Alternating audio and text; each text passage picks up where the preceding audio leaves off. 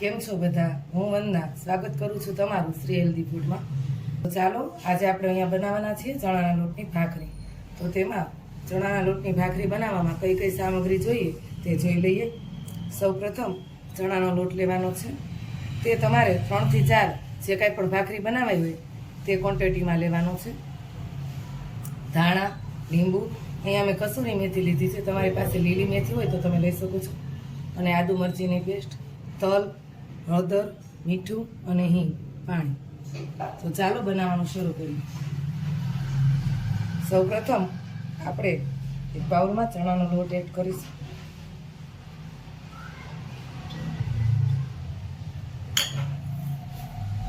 પછી તેમાં કસૂરી મેથી એડ કરવાની છે.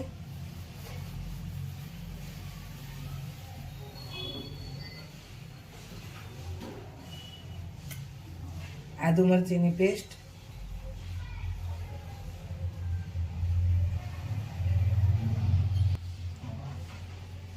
ધાણા,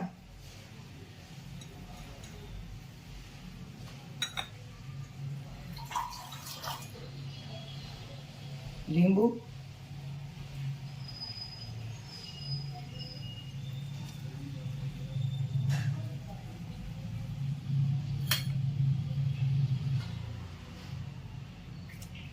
તલ,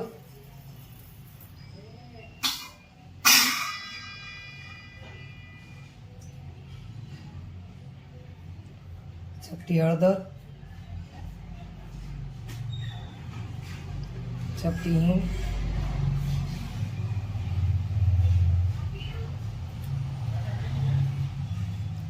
સ્વાદ પ્રમાણે મીઠું,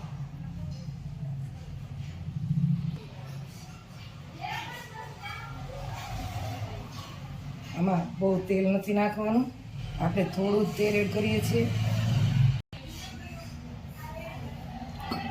હવે મસાલો બરાબર રીતે મિક્સ કરી લઈશું.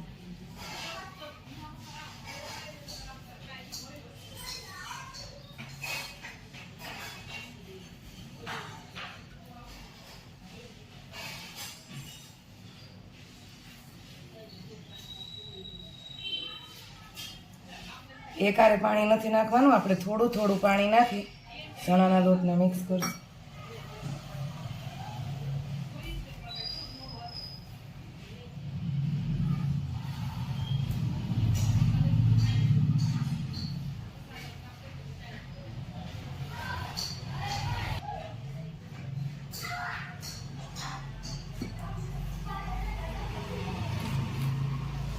આ લોટને આપણે બહુ કડક નહીં કે બહુ નરમ નહીં, એવી રીતે બાંધવાનો છે. રોટલીના લોટ કરતાં થોડો કડક અને ભાખરીના લોટ કરતાં થોડો નરમ.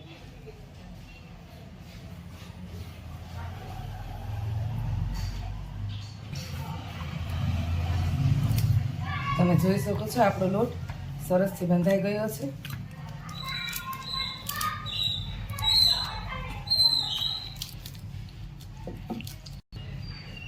આમાં 1 થી 2 ટીપા તેલ નાખી લોટને સરસથી બાંધી લેવાનો છે.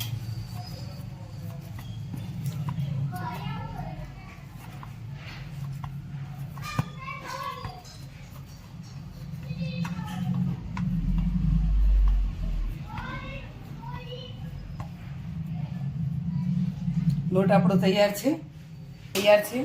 હવે આપણે આમાંથી લુવા બનાવી ભાખરી બનાવી લેવાની છે.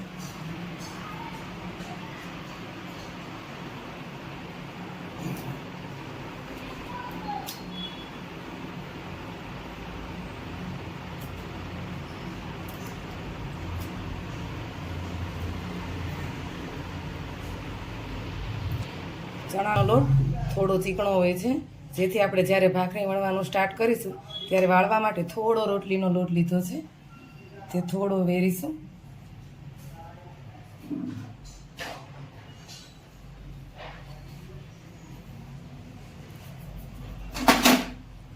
ગેસ ઓન કરી દઈશું.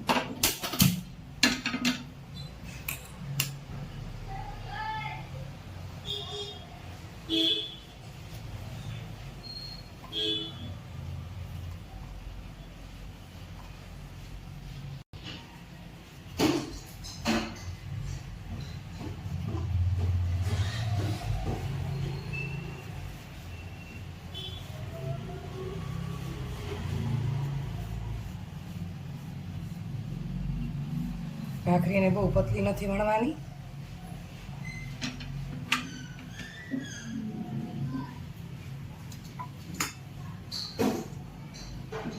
આવી જ રીતે આપણે બધી ભાખરી વણી લઈશું.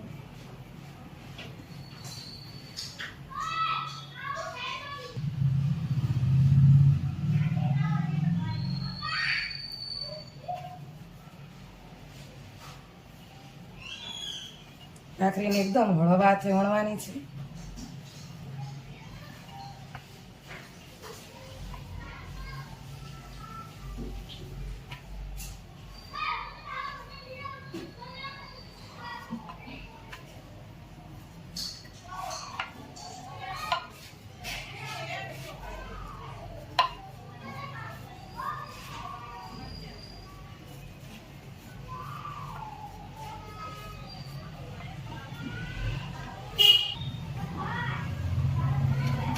ભાખરીને પલટાવી લીધી છે.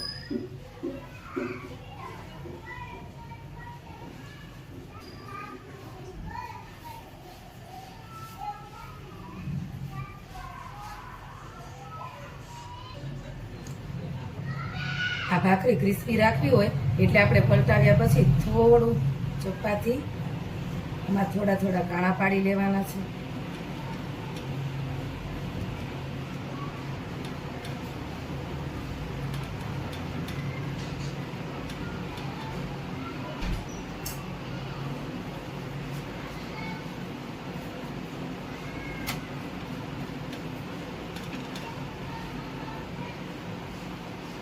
ગેસની ફ્લેમ એકદમ મીડિયમ રાખવાની છે.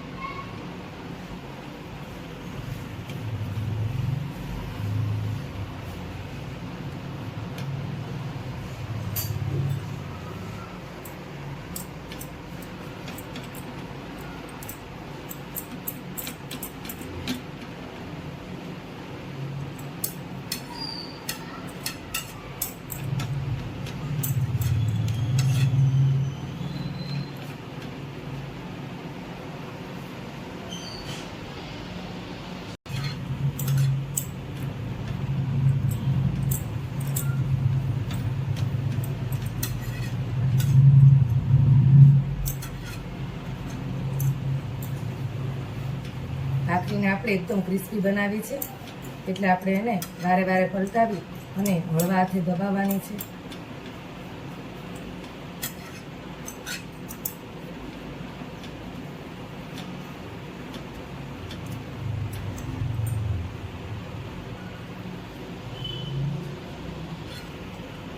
હવે આપણી ભાખરી બરાબર શેકાઈ ગઈ છે.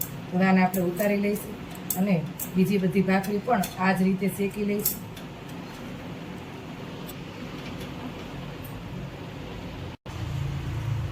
ભાખરીને આપણે ચોપડી લેવાની છે ઘીથી.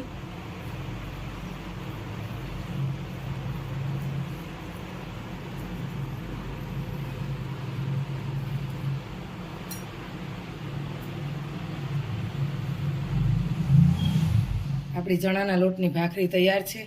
આને ચા, દહીં કે અથાણા સાથે તમે ખાઈ શકો છો. તો ખૂબ જ સરસ અને ટેસ્ટી હેલ્ધી ચણાના લોટની ભાખરીની રેસીપી તમને કેવી લાગી તે મને કોમેન્ટ કરીને જરૂરથી કહેજો. અને જો આ રેસીપી તમને ગમી હોય તો મારી ચેનલ શ્રી હેલ્ધી ફૂડને લાઈક કરો, શેર કરો અને સબસ્ક્રાઈબ કરો. અને હા, બેલ આઇકન દબાવવાનું ભૂલતા નહીં. તો ફરી મળીએ નવા વિડીયો, નવી રેસીપી સાથે. જય સ્વામિનારાયણ.